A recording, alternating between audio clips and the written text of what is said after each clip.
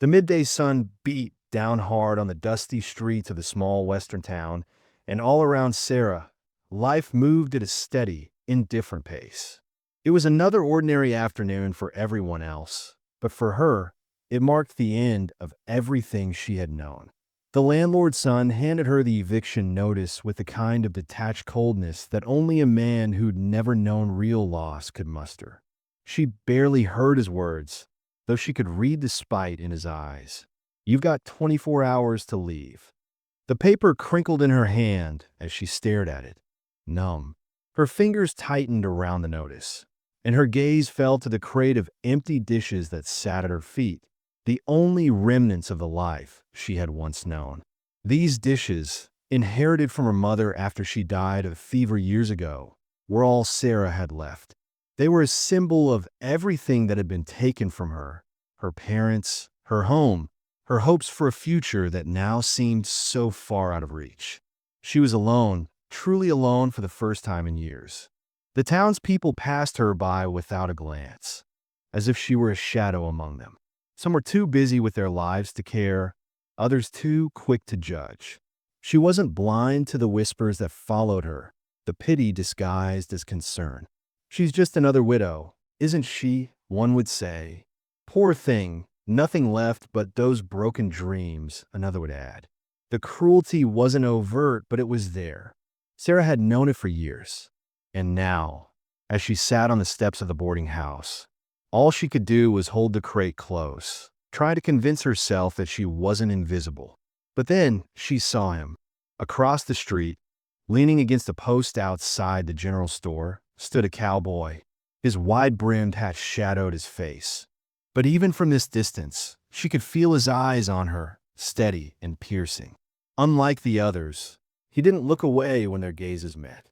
He only watched her, and for a moment, she felt something flicker inside her, a sense that maybe, just maybe, there was more to this day than just another blow to her heart. He straightened from the post, his boots scraping lightly against the ground as he began walking toward her. She watched him approach, her pulse quickening for reasons she couldn't quite understand.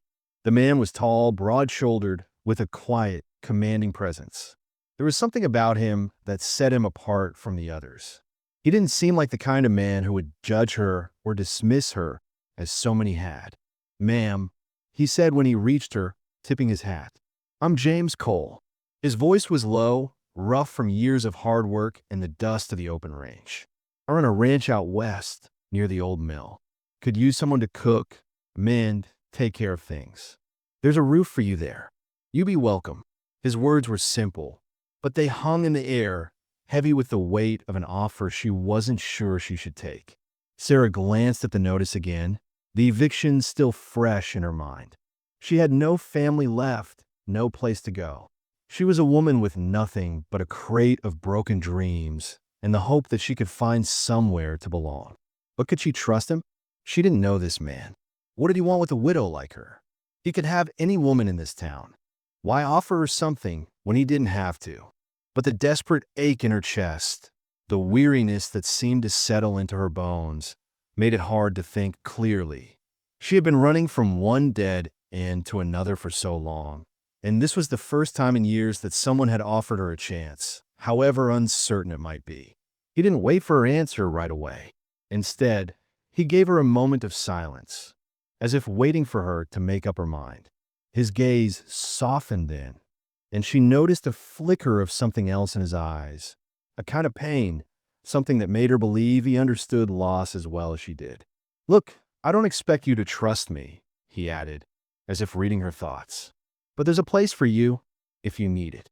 I'm not offering charity. I'm offering a place to start over." The offer hung in the air, tempting and terrifying all at once. Her heart pounded as she considered the possibility. She could leave this town behind, leave behind the whispers and the stares, and perhaps find something different, something better. And yet, doubts swirled in her mind like a storm. She couldn't be sure of this man.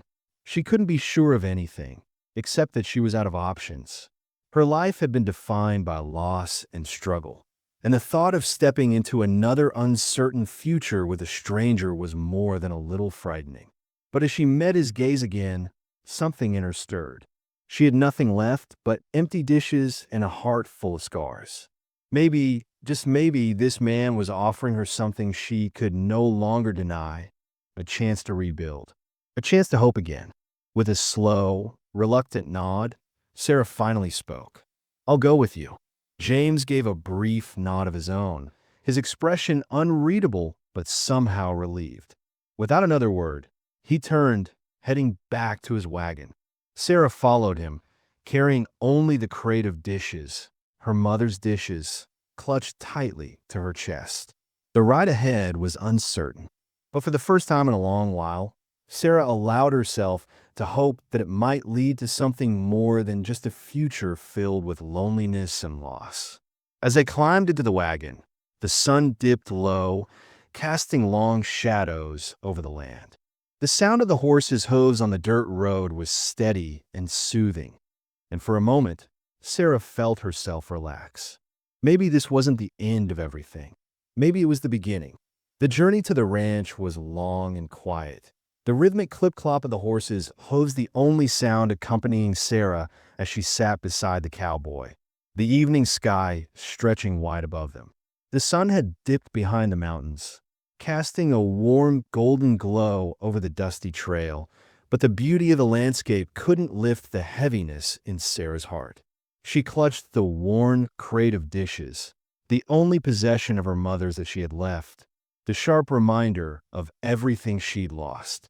As the wagon creaked and swayed along the rough road, Sarah tried to shake off the feeling of uncertainty that had settled deep in her chest. The cowboy, silent and distant, was a mystery to her, yet there was something about his presence, something steady and unspoken, that calmed her turbulent thoughts. They finally arrived at the ranch just as the last light of day faded from the sky. The place was isolated, standing alone against the vast expanse of the plains, the main house sturdy but clearly in need of a woman's touch. A barn stood in the distance, surrounded by grazing cattle, and Sarah could see the flickering lights of the other outbuildings. He guided her up to the porch and through the front door, which creaked in protest as it swung open. Inside, the house was simple but felt like a home that had been abandoned for too long. He led her to a small room at the end of the hall. "This was meant to be," he said, his voice trailing off as he glanced around. Sarah noticed a few faded child's drawings tacked to the wall, a music box on the small table by the bed, and a woman's shawl draped over the back of a chair.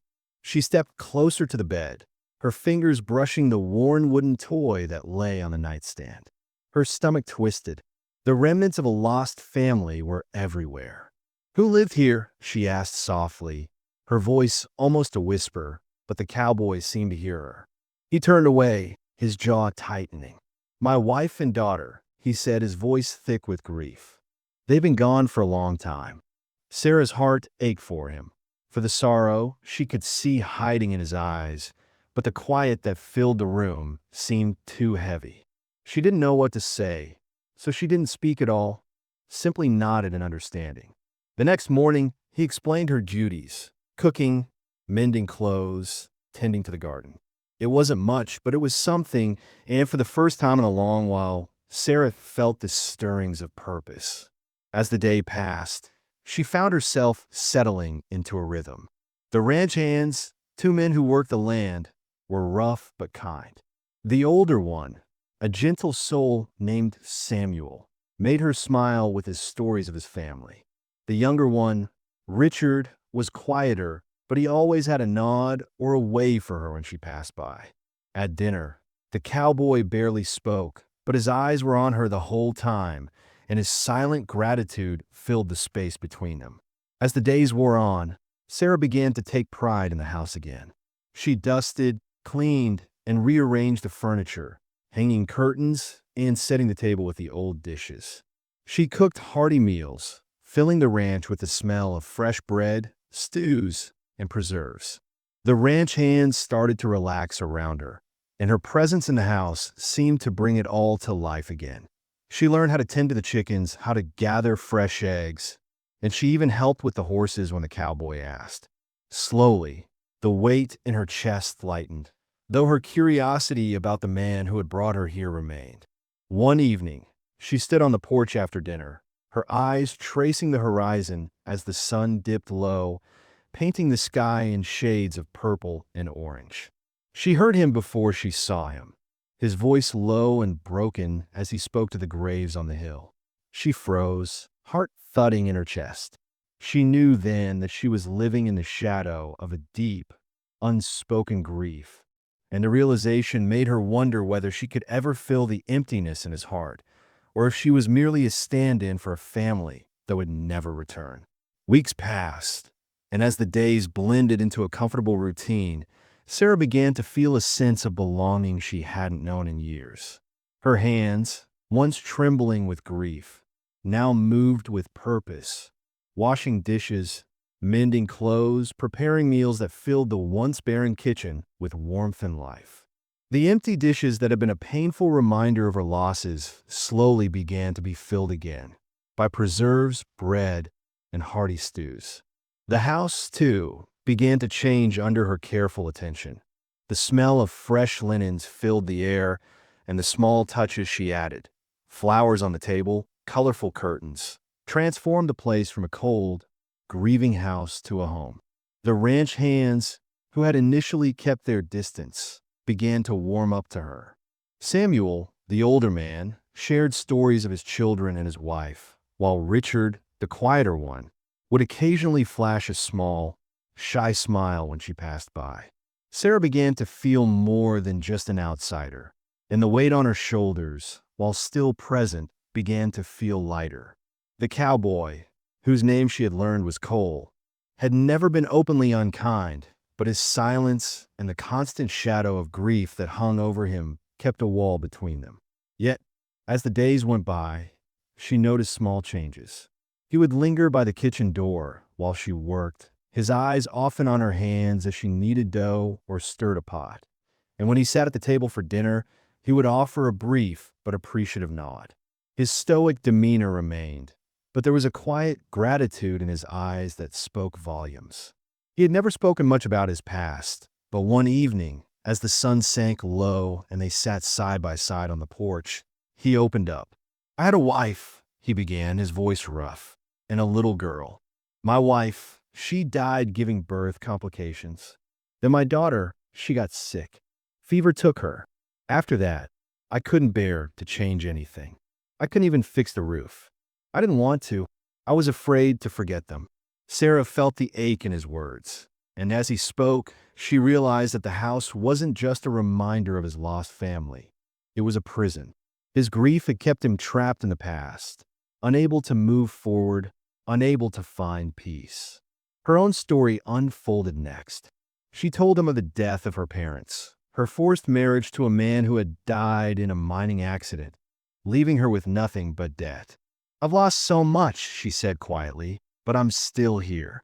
I'm still fighting."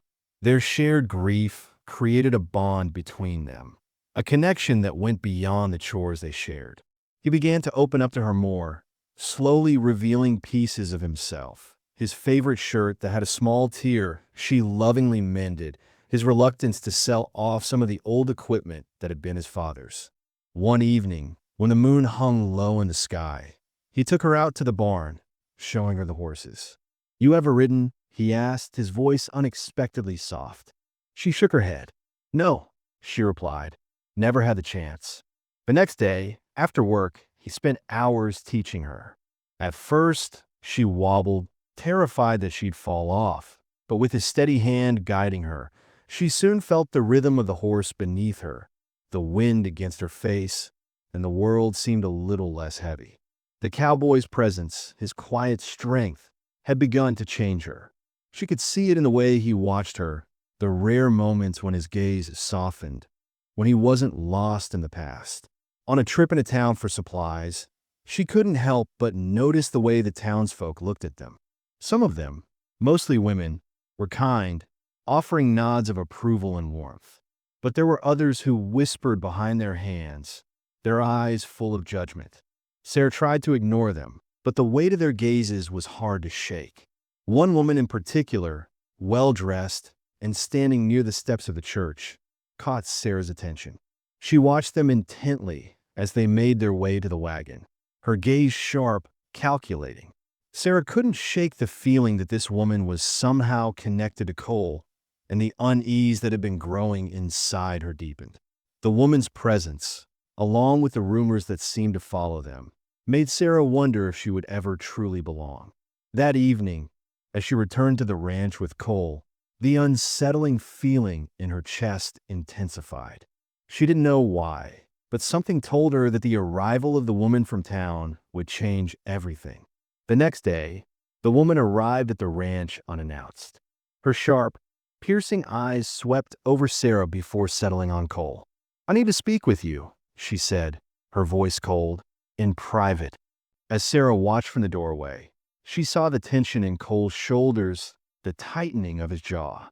She didn't know who this woman was, but the bitterness in her voice and the way she looked at Cole left Sarah feeling vulnerable and uncertain. And as the woman stepped into the house, the unease in Sarah's heart only grew. Something was about to shift, and she wasn't sure whether she was ready for it.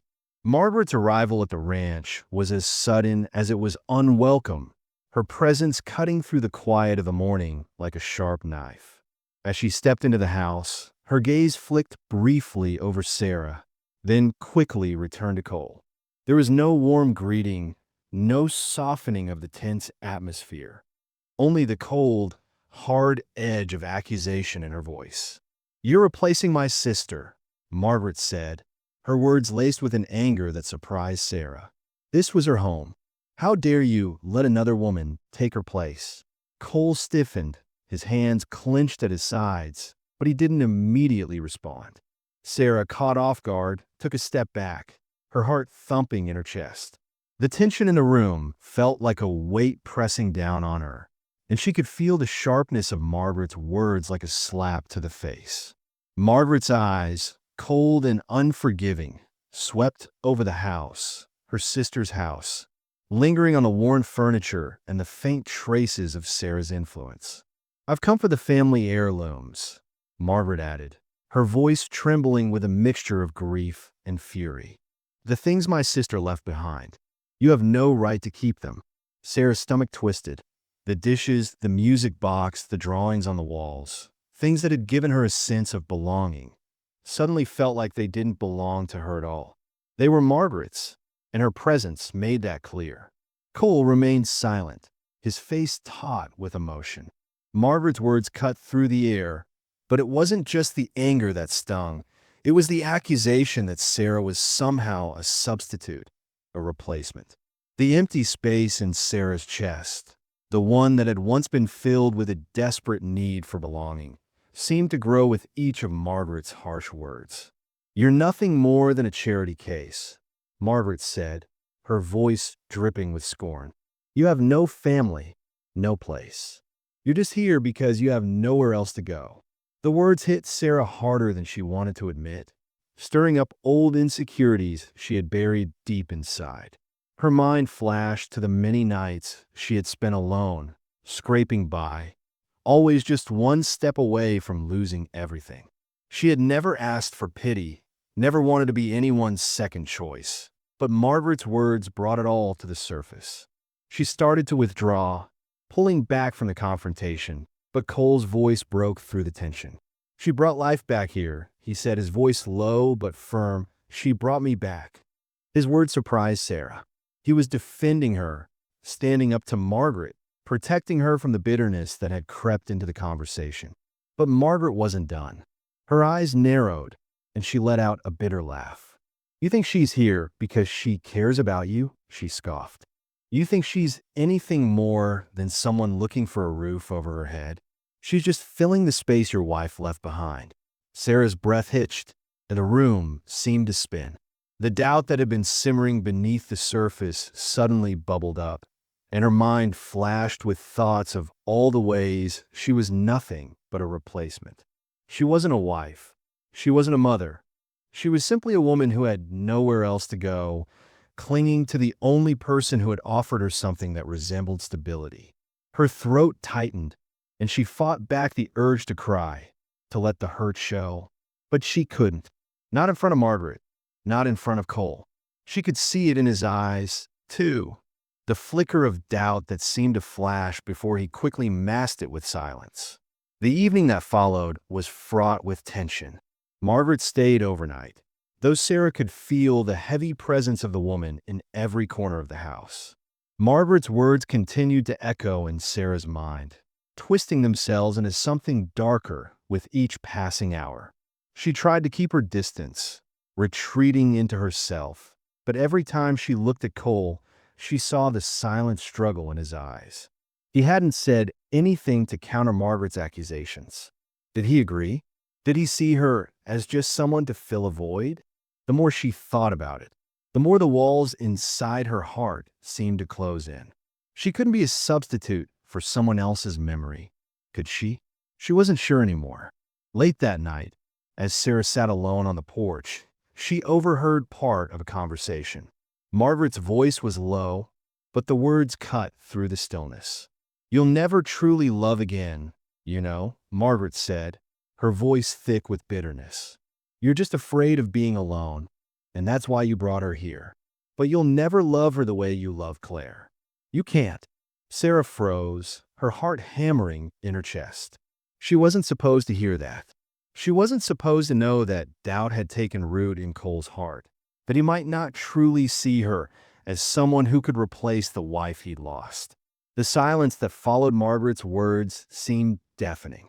Sarah stayed motionless, not wanting to reveal that she'd overheard, but the hurt in her chest was undeniable. When she finally returned inside, her heart was heavy. In the quiet of the night, as the ranch seemed to settle into its own rhythm, Sarah's mind raced. She had thought she was healing.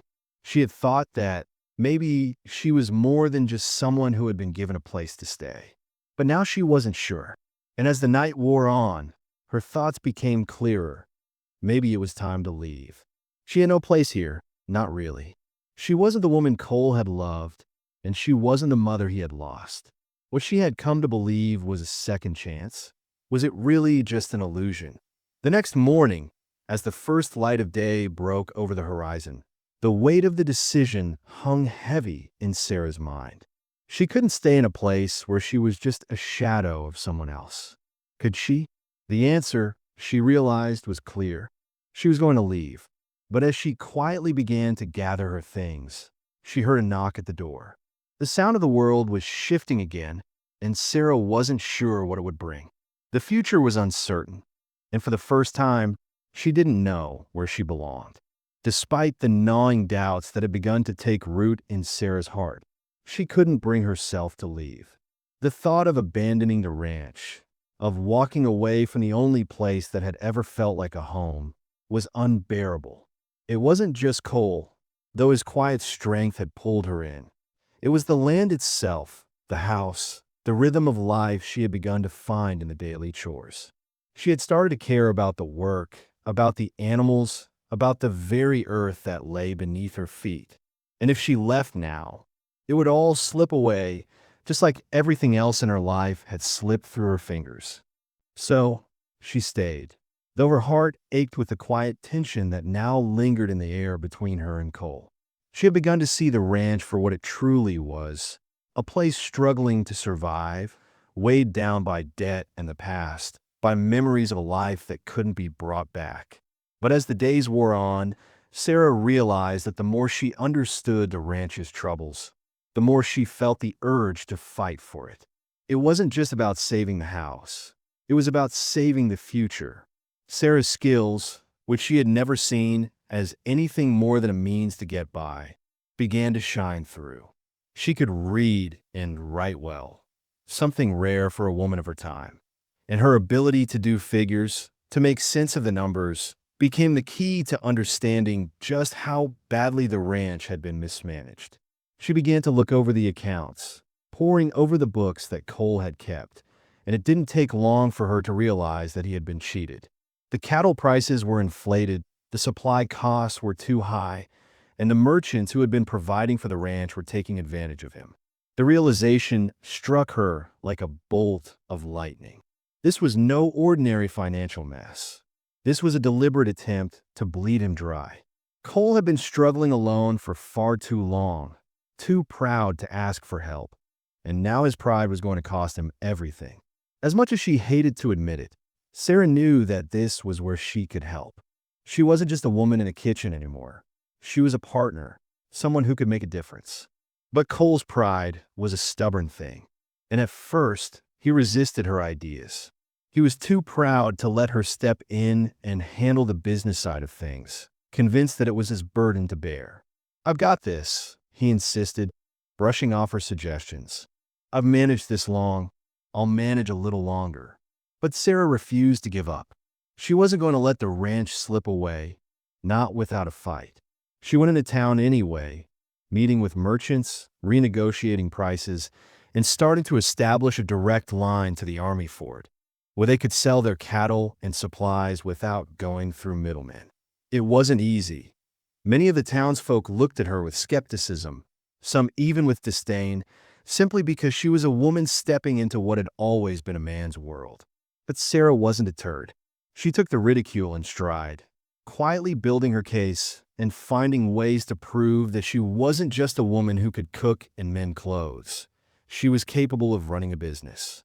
Slowly, the ranch hands began to see the shift in her, too.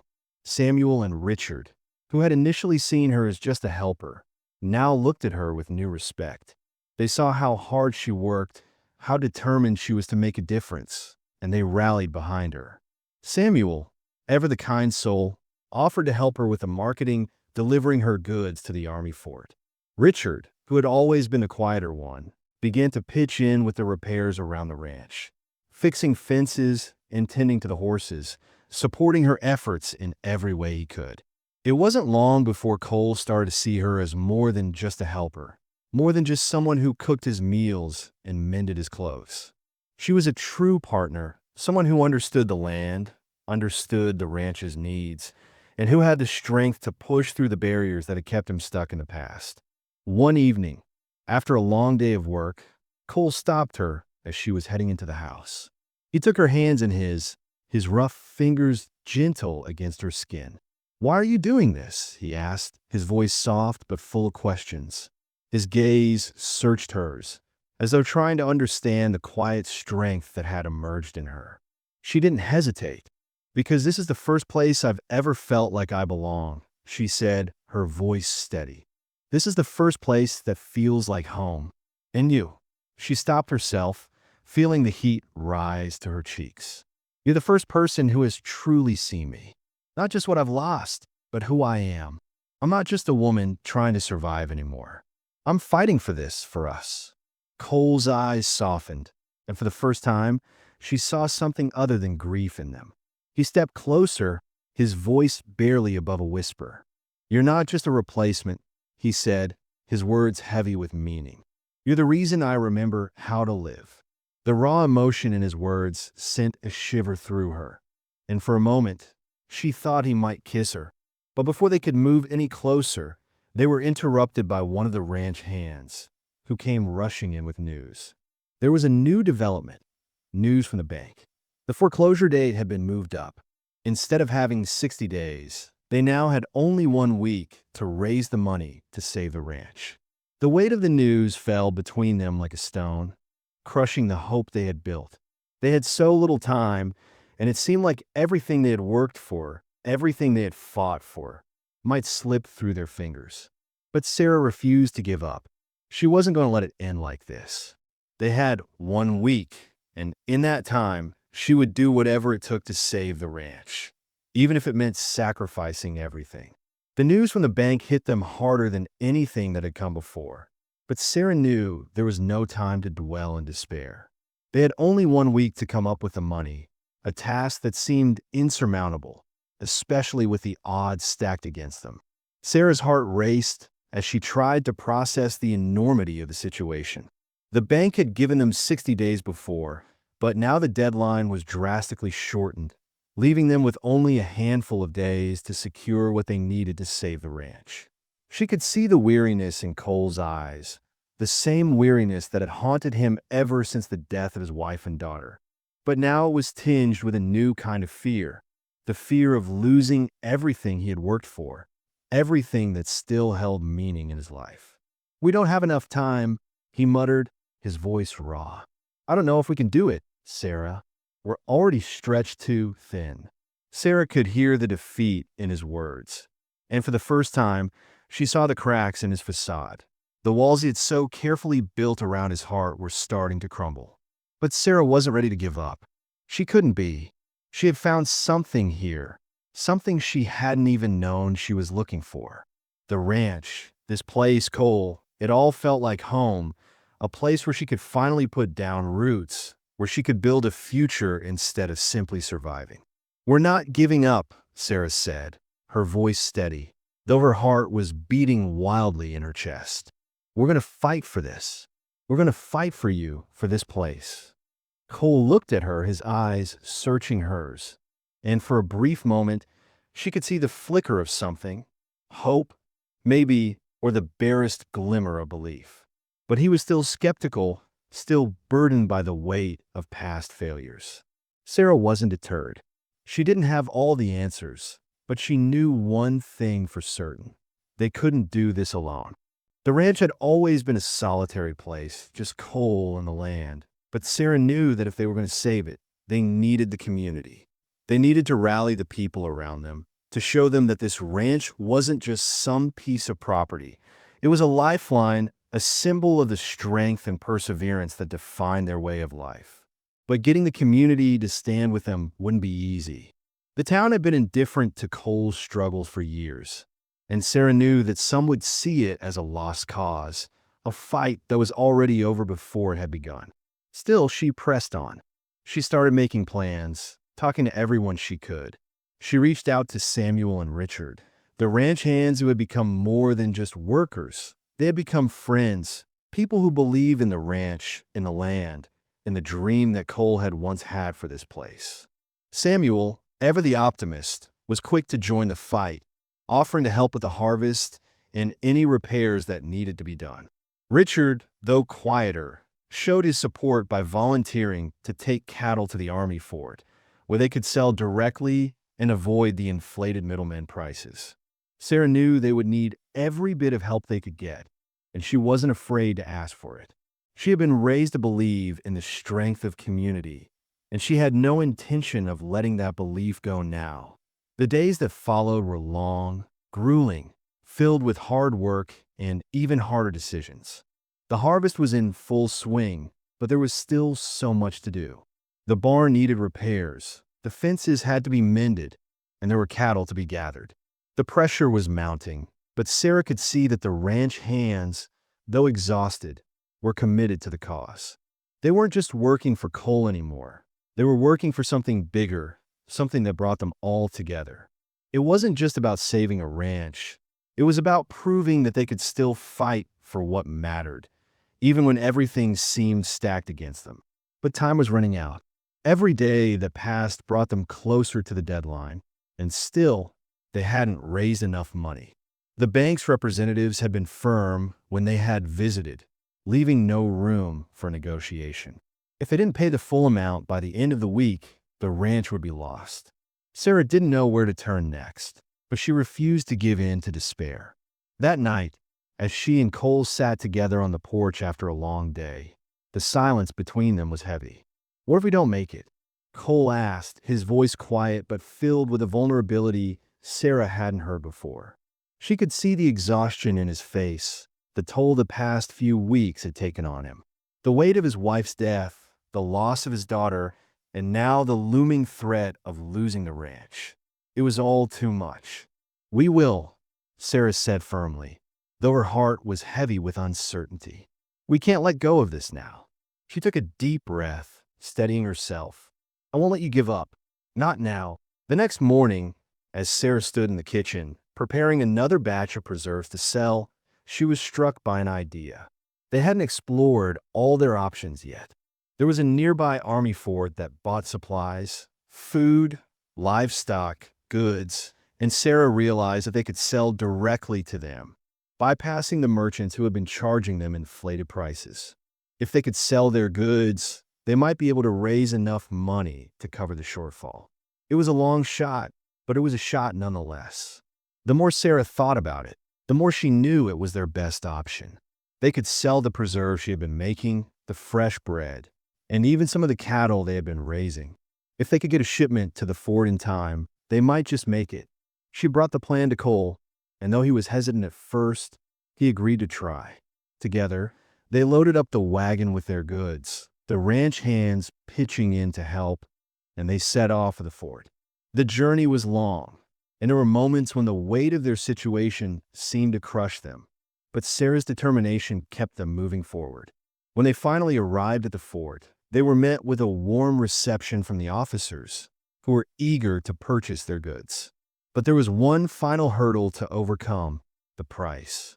The officers had the money, but they were hesitant to pay the full amount Cole needed. Sarah, without hesitation, stepped forward. "We're not just selling goods," she said, her voice firm but calm. "We're selling a future. This ranch, this place, it's not just land. It's home. And if you want these supplies, if you want what we've worked so hard to produce, then we need you to make this work for us." Her words were clear, powerful, and they hit the officers harder than she expected. After a tense moment, one of the officers nodded. "We'll pay your price," he said. The deal was made. It wasn't just a sale, it was a lifeline. With the money secured, Sarah and Cole hurried back to the ranch, knowing they had one last race to make. They had to get to the bank before the deadline, before the doors closed for good. They were close, but there was no time to waste. As the wagon bounced along the rough road, Sarah felt a surge of hope rising within her. Maybe, just maybe, they could do this. When they arrived at the bank, the sun was low in the sky, and they knew they had mere minutes left before the doors would close. They handed over the money, their last hope, only to be told that they were still $50 short.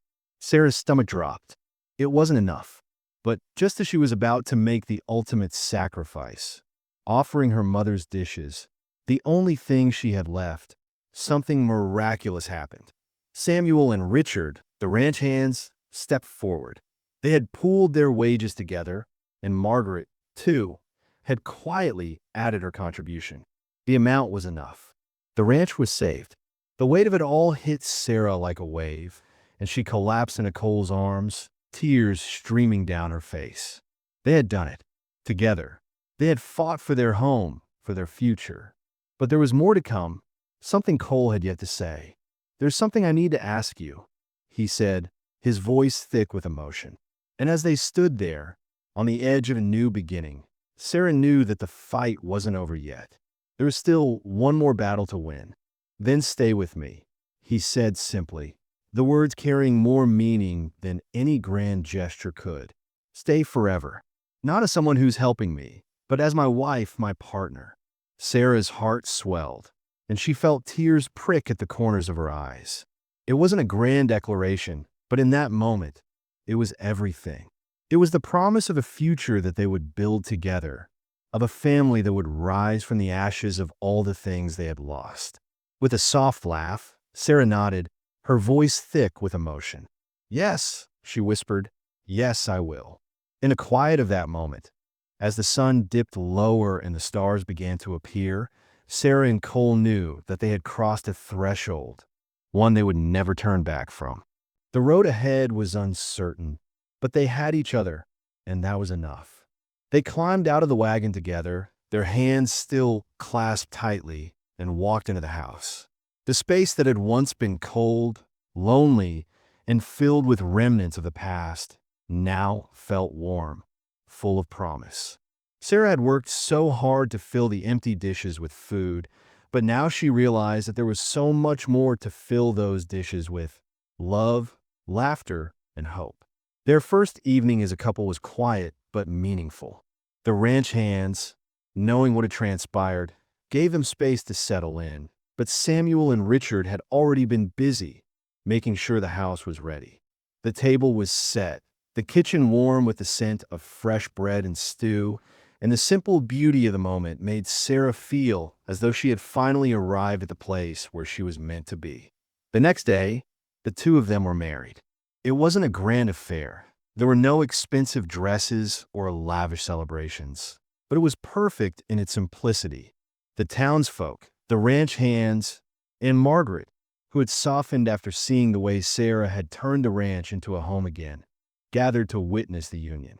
Sarah wore a simple white dress, the fabric modest but beautiful, as she carried a bouquet of wildflowers that she had picked herself.